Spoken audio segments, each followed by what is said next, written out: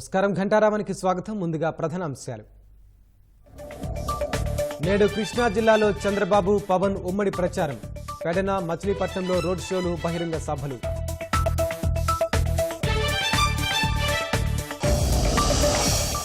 అనంతపురం జిల్లా శ్రీరంగాపురంలో రోగుల అవస్థలు.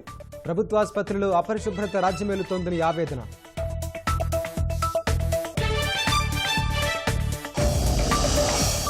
పోలవరం నిర్వాసితులను గాలి కుదిలేసిన జగన్.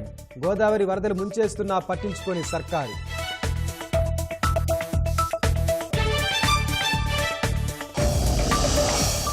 చర్మకారుల ఉపాధిపై దెబ్బేసిన జగన్.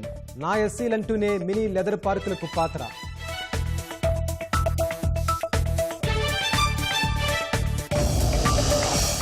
తమిళనాట ఎన్నికల్లో ఆసక్తికరంగా ముక్కోనపు పోటీ. డీఎంకే, అన్నా డీఎంకే, భాజపా గెలుపు వ్యూహాలు.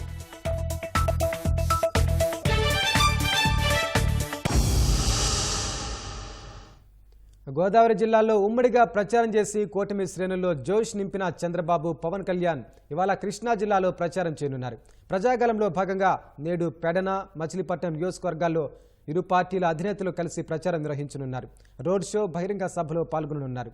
తొలిదశ ప్రచారంలో భాగంగా తణుకు, నిడదవోలు, పి గన్నవరం, అమలాపురం నియోజకవర్గాల్లో చంద్రబాబు, పవన్ కళ్యాణ్లు కలిసి నిర్వహించిన ఎన్నికల ప్రచారానికి విశేష స్పందన వచ్చింది. అదే ఉత్సాహం ఇప్పుడు మచిలీపట్నం పార్లమెంటు పరిధిలోనూ కొనసాగుతుందని కూటమి శ్రేణులు భావిస్తున్నాయి.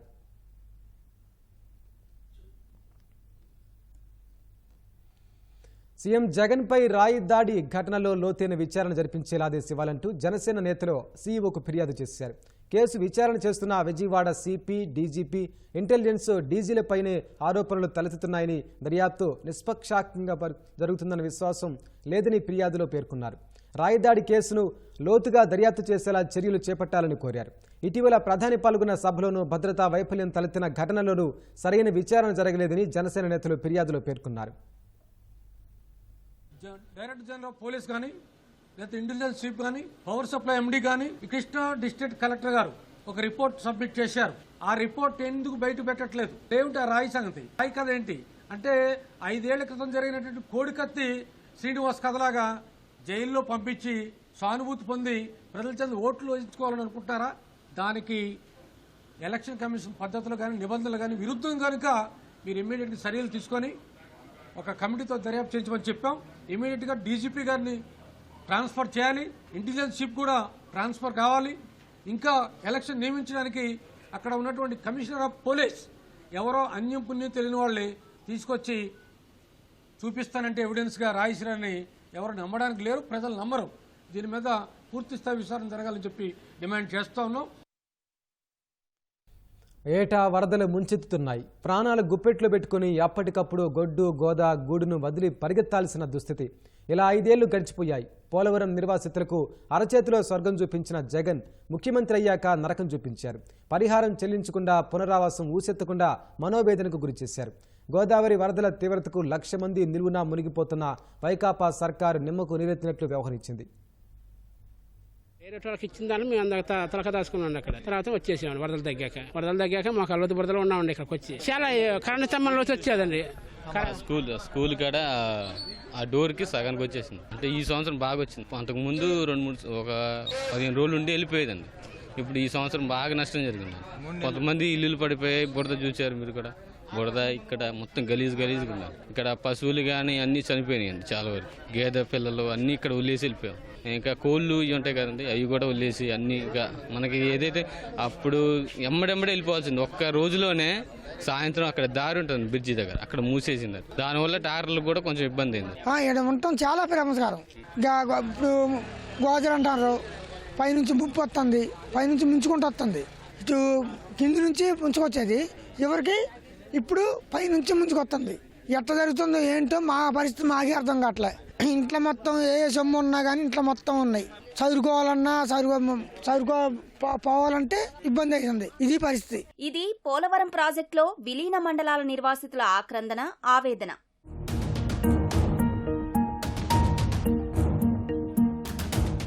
పోలవరం నిర్వాసితులకు ప్రతిపక్ష నేతగా జగన్ ఇచ్చిన హామీల్లో ఒక్కటైనా అధికారంలో ఉన్న ఈ 5 ఏళ్లలో నెరవేర్చలేదు. పరిహారం ఇవ్వలేదు, పునరావాసం కల్పించలేదు. పైగా వైకాపా నాయక గణం నిర్వాసితుల్ని మరింత బాధిస్తోంది. ఇంతకుముందు గోదావరి వరదల్లో ఊళ్లు మునగలేదా, ఈ 5 ఏళ్లలోనే మునిగిపోతున్నారా అంటూ అవహేళన చేస్తూ ఆవేదనకు గురిచేస్తోంది. ఇంతకుముందు వరదలు వచ్చినా ఇంత తీవ్రత లేదు. ఇన్ని రోజులు ఊళ్లలో వరద నిల్వలేదు. పరిహారం ఇచ్చిన తర్వాతే ఎగువ కాఫర్ డ్యాం నిర్మిస్తామన్న వైకాపా సర్కార్ ఆ తర్వాత హామీని తుంగలో తొక్కింది. గోదావరికి అడ్డంగా 42.5 మీటర్ల ఎత్తుతో ఎగువ కాఫర్ డ్యాం నిర్మించింది. కాఫర్ డ్యాం నిర్మాణం పూర్తయ్యాక పోలవరం పునరావాస గ్రామాల్లో దాదాపు 1,00,000 మందిపై ముంపు ప్రభావం పడుతోంది. స్పిల్వే మీదుగా మొత్తం నీరు వెళ్లడం లేదు. వరద ఎగదన్నుతోంది. ఆ ప్రభావం ఈ ఊర్లపై రోజుల తరబడి ఉంటోంది. గతంలో భద్రాచలం వద్ద 60 అడుగుల పైన నీరు నిలిస్తేనే గ్రామాలపైకి వరద దండెత్తేది. కానీ ఇప్పుడు 50 అడుగులు దాటగానే చాలా గ్రామాలు నీట మునుగుతున్నాయి. రాష్ట్ర విభజన సమయంలో తెలంగాణ నుంచి ఆంధ్రాలో విలీనం చేసిన గ్రామాల మీద వరద ప్రభావం ప్రస్ఫుటంగా కనిపిస్తోంది.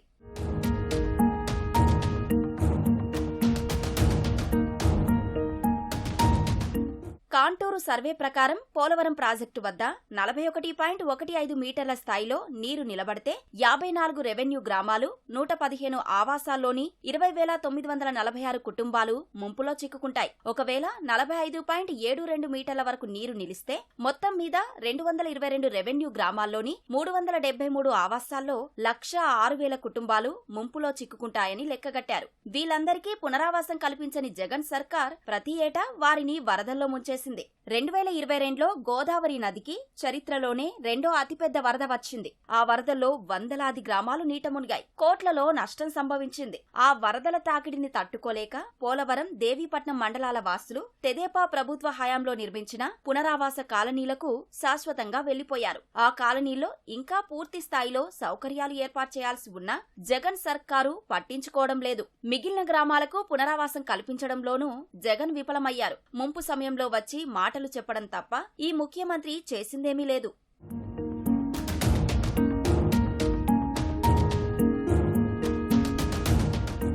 2022 జూలైలో సంభవించిన వరదలు కాంటూరు సర్వే లెక్కలను ప్రశ్నించే విధంగా ఉన్నాయి. అప్పుడు పోలవరం స్పిల్వే వద్ద 36.5 మీటర్లు, కాఫర్ డ్యాం వద్ద 36.8 మీటర్ల గరిష్ట నీటి మట్టాలు నమోదయ్యాయి. నిజానికి పోలవరం ప్రాజెక్టులో నీరు నిలబడితేనే ఈ నిర్వాసిత గ్రామాలు ముంపులో చిక్కుకోవాలి. అలాంటిది నీరు నిలబెట్టకుండా స్పిల్వే మీదుగా మొత్తం నీరు వదిలేసినా ముంపు తప్పలేదు.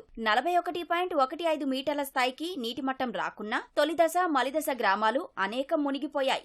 జలవనరుల శాఖ అధికారులు లెక్కించిన కాంటూరు స్థాయిలను ఈ వరదలు ప్రశ్నించేవిగా కనిపించాయి. ప్రాజెక్టులో నిండా నీరు నిలిపితే మునుగుతాయని లెక్కించిన గ్రామాలెన్నో 2022 నాటి వరదల తీవ్రతకు ఆనవాళ్లు కూడా కనిపించకుండా పోయాయి. 41.15 కాంటూరులో అల్లూరి జిల్లా కూనవరం మండలంలో ఒక్క గ్రామమే ఉంది. మిగిలిన గ్రామాలన్నీ 45.75 కాంటూరు వరకు నీళ్లు నిలిపితేనే ముంపులోకి రావాలి. అలాంటిది నీరు నిలపకపోయినా ఆ మండలంలోని గ్రామాలన్నీ వరద ముంపులో చిక్కుకున్నాయి. కుక్కునూరు మండలంలో 8 గ్రామాలకే తొలి దశలో ముంపు ఉంటుందని లెక్కించారు. ఆ వరదల్లో 76 ఆవాసాలు వరద నీటిలో మునిగిపోయాయి. ఈ తరహా లెక్కలతో ప్రభుత్వం కాలయాపన చేస్తోంటే ఎన్నేళ్లని ఈ వరదలను తట్టుకొని జీవించాలని నిర్వాసితులు ప్రశ్నిస్తున్నారు. 2022లో మన వరద నష్టం ఎంత తీవ్రత ఉందో తెలుసుంది. ఇంతవరకు ఆ ప్యాకేజే సగం మందికి పడితే సగం మందికి పడలేదండి. అలాంటి విషయంలో ఇక్కడ R&R ప్యాకేజ్ ఇవ్వకుండా ముందుగానే అక్కడికి మేము వెళ్తే అసలు ఈ ప్యాకేజ్ కూడా ఇస్తారని గ్యారెంటీ ఉంది. అసలు కొంతమంది పేర్లు కూడా ఇంకా R&R ప్యాకేజీలో ఇంతవరకు రాలేదండి. మాకు ప్యాకేజీ కొట్టలేదు సార్. పిల్లగాళ్ళకి కొట్టాలి, మాకు ఇళ్ళకి కొట్టాలి, ప్యాకేజీ కొట్టాలండి సార్. కొడితే మేము వెళ్ళిపోదామని చూస్తున్నాం. మాకు కొడతాలేదు. అక్కడ పోయి వెళ్ళి మేము అక్కడ ఉండాలన్నా కానీ ఆడ కూలి చేసుకుని బతకడానికి కూడా మాకు దారుడం లేదు సార్. ఇక్కడ మేమంటే కూలికి అటు ఇటు పనులకి వెళ్తున్నాం. అక్కడికి వెళ్తే మాకు ఏం పనులు ఉంటాయి అక్కడ. అందుకని మేము ఇక్కడే పనులు ఈ మునిగిన దాకా ఇమ్మటే ఉందాం. లాస్ట్ ఇయర్ జగన్ గారు వచ్చి సీఎం గారే ఇక్కడ సెప్టెంబరు లాస్ట్ కల్లా మీకు మొత్తం పునరావాసం మీకు ఇచ్చే ఎటువంటి ప్యాకేజీ అయినా ఇచ్చి మమ్మల్ని తరలిస్తానన్నారు. కానీ ఆయనంతటా వాడే చెప్పినా కానీ ఇంతవరకు ఏమీ జరగలేదండి. నిర్వాసితుల సమస్యలకు పరిష్కారం చూపించకుండానే ఈ జగమొండి సర్కారు 5 ఏళ్లు గడిపేసింది. తూర్పుగోదావరి జిల్లా రాజానగరం నియోజకవర్గం కూటమి ఎమ్మెల్యే అభ్యర్థి బలరామకృష్ణ ఎన్నికల ప్రచార జోరు పెంచారు. సీతానగరంలో బలరామకృష్ణని అఖండ మెజార్టీతో గెలిపించాలని ఆయన సతీమణి కుమార్తెలు ఇంటింటి ప్రచారం చేశారు. ఇందులో తెలుగుదేశం, భాజపా, జనసేన కార్యకర్తలు, వేరే మహిళలు పాల్గొన్నారు. నియోజకవర్గ అభివృద్ధి కూటమి గెలుపుతోనే సాధ్యమని ప్రజలకు వివరించారు. రాష్ట్రంలో అన్ని వర్గాల ప్రజలకు సంక్షేమ పథకాల అమలు తెలుగుదేశంతోనే సాధ్యమని బాపట్ల జిల్లా అద్దంకి ఎమ్మెల్యే అభ్యర్థి గొట్టిపాటి రవికుమార్ అన్నారు. వైకాపా పాలనలో 300 మంది బీసీలపై దాడులు జరిగాయని, రాబోయే ఎన్నికల్లో వాటన్నింటికీ తగిన బుద్ధి చెబుతామని హెచ్చరించారు. పంగులూరు మండలం ముప్పవరంలో జరిగిన జైహో బీసీ సదస్సులో ఆయన పాల్గొన్నారు. బీసీలకు ఉన్నత పదవులిచ్చి రాజకీయంగా గౌరవించిన పార్టీ తెలుగుదేశమని ప్రకాశం జిల్లా దర్శి నియోజకవర్గ కూటమి అభ్యర్థిని గొట్టిపాటి లక్ష్మి అన్నారు. జైహో బీసీ సదస్సులో ఆమె పాల్గొన్నారు. వైకాపాలో మంత్రులకు విలువలేదన్న ఆమె పెత్తనమంతా జగన్ అనుయాయులదేనని విమర్శించారు. బడుగు బలహీన వర్గాల వారికి ఎన్డీఏ కూటమి అండగా ఉంటుందని భరోసా ఇచ్చారు. వైఎస్ఆర్ జిల్లా మైదుకూరులో కూటమి అభ్యర్థి పుట్ట సుధాకర్ యాదవ్ ఎన్నికల ప్రచారం నిర్వహించారు. కార్యకర్తలతో కలిసి 12 వార్డులో ఇంటింటి ప్రచారం నిర్వహించారు. వార్డులో ఎదుర్కొంటున్న సమస్యలను స్థానికులను అడిగి తెలుసుకున్నారు. కూటమి ప్రభుత్వం అధికారంలోకి రాగానే సమస్యల పరిష్కారానికి కృషి చేస్తారని సుధాకర్ యాదవ్ భరోసా ఇచ్చారు. జరగబోయే ఎన్నికల్లో సైకిల్ గుర్తుకు ఓటు వేసి తనను గెలిపించాలని ఓటర్లను అభ్యర్థించారు.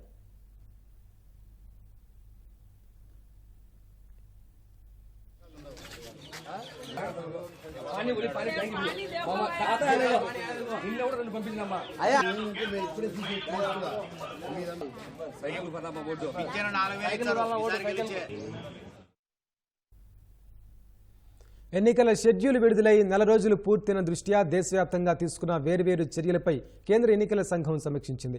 ఎన్నికల్లో రాజకీయ పార్టీలు, అభ్యర్థులకు సమాన అవకాశాలు కల్పించేందుకు వేర్వేరు చర్యలు చేపట్టినట్టు స్పష్టం చేసింది.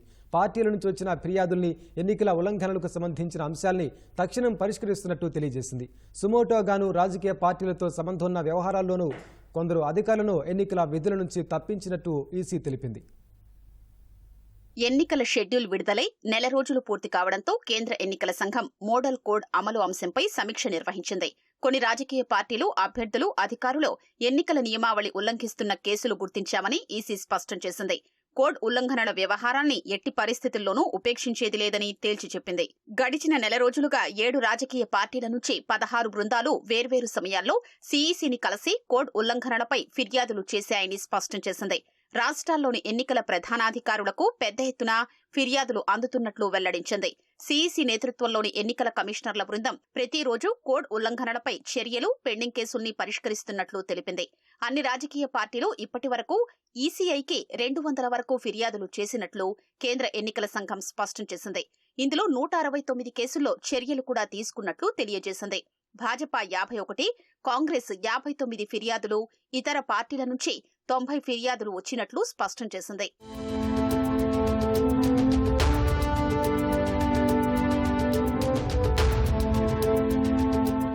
2 పదవులు నిర్వహిస్తున్నారన్న కారణంగా గుజరాత్, యూపీ, బీహార్, జార్ఖండ్, హిమాచల్ ప్రదేశ్, ఉత్తరాఖండ్ రాష్ట్రాల్లోని ముఖ్యమంత్రుల ముఖ్య కార్యదర్శుల్ని సుమోటోగా తొలగించామని స్పష్టం చేసింది.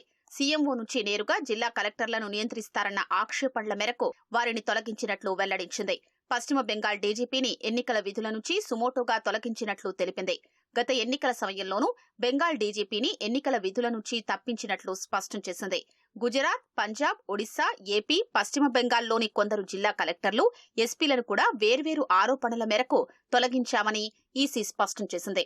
రాజకీయ పార్టీలతో సంబంధం కలిగిన ఆరోపణలపై జిల్లాల ఎస్పీలు, కలెక్టర్లను ఎన్నికల విధుల నుంచి తొలగించినట్లు తేల్చి చెప్పింది. మరోవైపు కాంగ్రెస్, ఆప్ ఫిర్యాదుల మేరకు వికసిత్ భారత్ ప్రచారాన్ని వాట్సాప్ నుంచి కూడా నిలిపివేయించినట్లు వెల్లడించింది.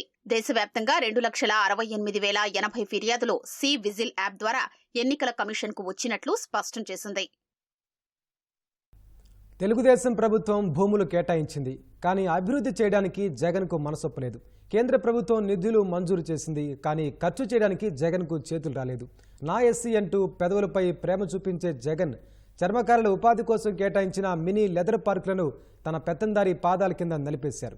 గత ఎన్నికల్లో వెనుదన్నుగా నిలిచిన ఎస్సీలపై జగన్ చూపించింది ప్రేమ, పగ.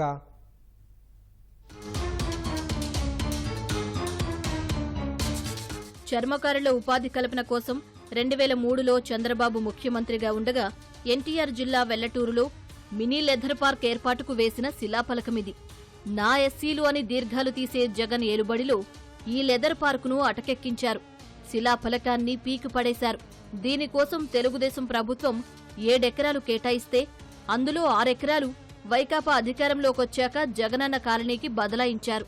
ఆ మిగిలిన ఎకరంలోనైనా లెదర్ పార్క్ ఏర్పాటు చేసుంటే దాదాపుగా 400 మంది ఎస్సీ యువతకు ఉపాధి లభించేది. పరోక్షంగా మరికొందరికి మేలు జరిగేది.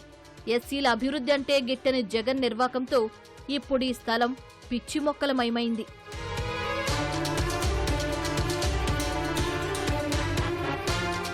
దాదాపు కొన్ని వేల మందికి ఉపాధి కలుగుతుందండి. ఇక్కడ ఈ సంస్థ ద్వారాగా శిక్షణ ఇచ్చి ఆ వృత్తి నైపుణ్యం కల్పించి వాళ్ళకి లోన్ల రూపంలో ఇంకా వేరు ఇతరత్ర సంక్షేమం కల్పించవచ్చు. అలా చేయకపోవడం వల్ల ఇప్పుడు నష్టపోతున్నాం.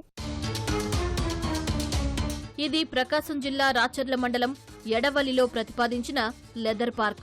2003లో తెలుగుదేశం ప్రభుత్వం 27 ఎకరాల్ని దీనికి కేటాయించింది. 2 కోట్ల రూపాయలతో కార్మికులకు శాశ్వత నివాస గృహాలు, పాఠశాల, బ్యాంకు, ఇతర సౌకర్యాలు కల్పించాలని నిర్ణయించారు. 18 లక్షల రూపాయలతో షెడ్డు కూడా నిర్మించారు. కొందరికి నైపుణ్య శిక్షణ కూడా ఇప్పించారు. ఈ పరిశ్రమను ముందుకు తీసుకువెళ్లుంటే ప్రత్యక్షంగా 500 మంది చర్మకారులకు ఉపాధి దొరికేది. కానీ జగన్ ఆ పని చేయకుండా తెదేపా ప్రభుత్వం నిర్మించిన షెడ్డుకు తాళం వేయించారు. మమ్మల్ని చెన్నైకి చెప్పుల ట్రైనింగ్ పంపించారు. అక్కడ మేము చెప్పుల ట్రైనింగ్ కూడా చేసి వచ్చాం. అప్పటి నుంచి ఇక్కడ కూడా రాష్ట్ర వ్యాప్తంగా నిర్మాణమైనటువంటి మినీ లెదర్ పార్కులలో ఎక్కడ కూడా జీవనోపాధి ఈ మాదిగ సామాజిక వర్గానికి కల్పించలేదు. మాదిగ సామాజిక వర్గాన్ని ఆ ప్రామాణికమైనటువంటి లిట్ క్యాబ్ వ్యవస్థను మేము అభివృద్ధి చేస్తాము, ఈ పరిశ్రమను ఉన్నత స్థాయికి తీసుకుపోతామన్న ఉద్దేశం అని ఎన్నో మాటలు నేటికి కూడా అమలు కాలేదు.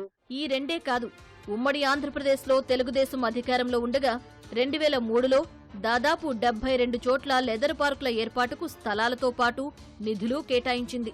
ఆ తర్వాతి ప్రభుత్వాలతో పాటు వైకాపా సర్కారు కూడా పట్టించుకోలేదు. నిజానికి లెదర్ పార్కుల ఏర్పాటుకు రాష్ట్ర ప్రభుత్వం ₹1 అయినా ఖర్చు చేయాల్సిన అవసరం లేదు. కేంద్రమే నిధులిస్తుంది. వాటిని సక్రమంగా ఖర్చు చేస్తే పని పూర్తవుతుంది. లెదర్ పార్కుల ఏర్పాటుకు 2021-22లో పీఎం అజయ్ పథకం కింద కేంద్రం 12 కోట్ల రూపాయల నిధులిచ్చింది. ఎడవల్లి, వెల్లటూరులో 5.5 కోట్ల రూపాయల చొప్పున వినియోగించాలి. మిగతా 50 లక్షల రూపాయలతో తోలు వస్తువులు, పాదరక్షల తయారీకిగాను చర్మకారులకు నైపుణ్య శిక్షణ అందించాలి. 2 ఏళ్లైనా జగన్ సర్కార్ ఒక్కటంటే ₹1 ఖర్చు పెట్టలేదు. 5 ఏళ్లు మిన్నకుండి ఎన్నికలు దగ్గర పడ్డాక ఇటీవలే టెండర్లు పిలుస్తున్నట్టు హడావిడి చేశారు. కేంద్రమిచ్చే నిధుల్ని ఖర్చు చేయడానికి జగన్కు చేతులు రాలేదంటే ఎస్సీలపై జగన్కు పగ తప్ప ప్రేమ ఎక్కడుందని చర్మకారులు నిలదీస్తున్నారు. శ్రీరామనవమిని పురస్కరించుకుని తెలుగుదేశం అధినేత చంద్రబాబు, ఆ పార్టీ జాతీయ ప్రధాన కార్యదర్శి నారా లోకేష్ ప్రజలకు సామాజిక మాధ్యమం ద్వారా శుభాకాంక్షలు తెలిపారు. త్రేతాయుగం నాటి రామరాజ్యం గురించి ఇప్పటికీ మాట్లాడుకుంటున్నారంటే దానికి కారణం శ్రీరాముని పాలనని చంద్రబాబు అన్నారు. మరికొద్ది రోజుల్లో రాష్ట్ర ప్రజలకు సుఖశాంతులతో కూడిన రామరాజ్యం రావాలని కోరుకుంటున్నట్లు తెలిపారు. సీతారాముల దయతో ప్రజలు ఆయురారోగ్యాలతో ఆనందంగా జీవించాలని లోకేష్ ఆకాంక్షించారు.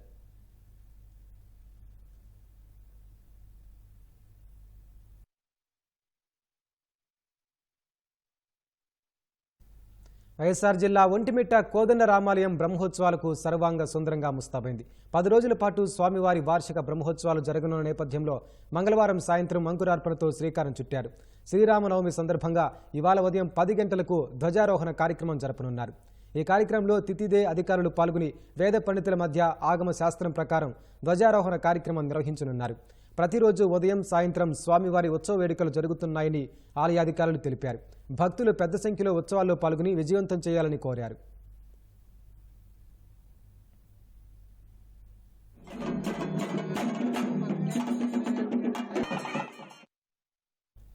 అనంతపురం జిల్లా బెలుగుప్ప మండలం శ్రీరంగాపురం ప్రభుత్వ ఆసుపత్రి అపరిశుభ్రతకు నిలయంగా మారింది. 7 ఏళ్ల కిందట 6 పడకలతో నిర్మించిన ప్రభుత్వ ఆసుపత్రిలో సిబ్బంది ఉన్నా అపరిశుభ్రత వల్ల రోగులు ప్రైవేట్ ఆసుపత్రుల బాట పడుతున్నారు. ఆసుపత్రిలో వినియోగించిన దూది, సిరంజీలను మంచాల కిందే సిబ్బంది పడేస్తున్నారు. మూత్రశాలల నిర్వహణ లోపించిందని రోగులు వాపోతున్నారు. వేసవి కాలంలో కనీసం తాగునీటి సౌకర్యం కూడా కల్పించలేదని ఆవేదన వ్యక్తం చేస్తున్నారు. ప్రభుత్వం స్పందించి మెరుగైన వైద్యంతో పాటు వసతులు కల్పించాలని కోరుతున్నారు.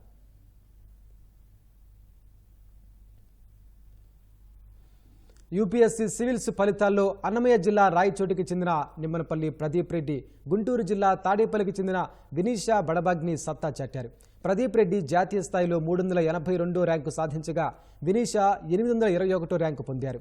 ప్రదీప్ రెడ్డి తండ్రి సహదేవ్ రెడ్డి అధ్యాపకుడిగా, తల్లి కళావతి ఉపాధ్యాయురాలుగా పనిచేస్తున్నారు. ఎంచుకున్న లక్ష్యాన్ని దృష్టిలో ఉంచుకుని నిరంతరం కృషి చేస్తే విజయం సాధ్యమవుతుందని ప్రదీప్ రెడ్డి అన్నారు. వినీషా సిఆర్డీఏలో సహాయ మేనేజర్గా పనిచేస్తున్నారు. ఇష్టపడి చదవడంతోనే సివిల్స్ ర్యాంకు సాధించాలని తెలిపారు. కాలేజ్ చదివే టైంలో మెడిసిన్ మీద మక్కువ ఉన్నప్పటికీ ఇంకా వేరే ఏరియాస్లో కూడా హెల్ప్ చేయొచ్చు, కాంట్రిబ్యూట్ చేయొచ్చు సొసైటీకి అనే ఉద్దేశంతో ఈ సివిల్ సర్వీసెస్ మీద ఇంట్రెస్ట్ కలిగింది. ఆ ఇంట్రెస్ట్ కలగడానికి మా పేరెంట్స్ చాలా ప్రోత్సహించారు చిన్నప్పటి నుంచి. అలానే మా అన్న కూడా ఇదే ఫీల్డ్లో కాంపిటేటివ్ ఎగ్జామ్స్ అటెంప్ట్ చేయడం వల్ల నాకు ఆ ప్రోత్సాహం వల్ల నేను ఈ సివిల్ సర్వీసెస్ సైడ్కి వచ్చాను. ముందుసారి కూడా ఇంటర్వ్యూ ఇచ్చాను, కానీ ఫైనల్లో నాకు ర్యాంక్ రాలేకపోయింది. కానీ నేను నిరుత్సాహపడకుండా మళ్ళీ అటెంప్ట్ ఇచ్చాను, కష్టపడి చదివాను. ఈసారి నాకు ర్యాంక్ వచ్చింది. నా ప్రిపరేషన్ అంతా ఇంట్లోంచే జరిగింది. ఎక్కువగా ఆన్లైన్లో దొరికే రిసోర్సెసే వాడాను. ఎక్కువ కోచింగ్ మెటీరియల్స్ కాకుండా స్టాండర్డ్ బుక్సే ఫాలో అయ్యాను. ఎన్సీఆర్టీస్ ఎక్కువ చూశాను, అవి చదివి నోట్స్ రాసుకున్నాను. స్టాండర్డ్ బుక్స్ కూడా ఎక్కువ రెఫర్ చేసుకుని నా ఓన్ నోట్స్ రాసుకున్నాను. ఆ ఓన్ నోట్స్ని రివైజ్ చేసుకున్నప్పుడు ఇంకా దానికి వాల్యూ ఎడిషన్ కానీ బెటర్ ఎగ్జాంపుల్స్ కానీ మనం యాడ్ చేసుకుంటూ ఉంటే that is enough for UPSC. మనకి యూపీఎస్సీ అనేది ఈజీదైతే కాదు, చాలా టైం పడుతుంది, ఎఫర్ట్ పడుతుంది. ఎన్ని గంటలు చదివామనే దానికన్నా ఎన్ని గంటలు ఎఫెక్టివ్గా చదివామనేది important. Ultimate goal is always public service, ఏ ప్లాట్ఫామ్లో ఉన్నా కూడా.